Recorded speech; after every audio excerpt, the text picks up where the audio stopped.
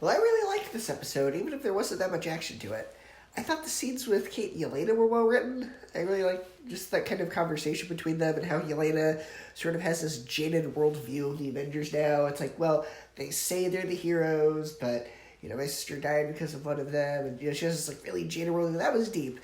And I liked how it showed that, she dusted when Thanos snapped, and then 5 years later she comes back, but for her it's only a few seconds. It's like, oh, my sister's dead, this whole world has changed. Well, what's going on?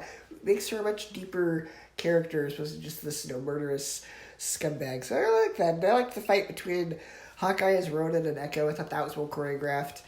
And hey, with the twist at the end where we find out Kingpin hired, or Kate's mom hired Kingpin, excited to possibly see him show up next week.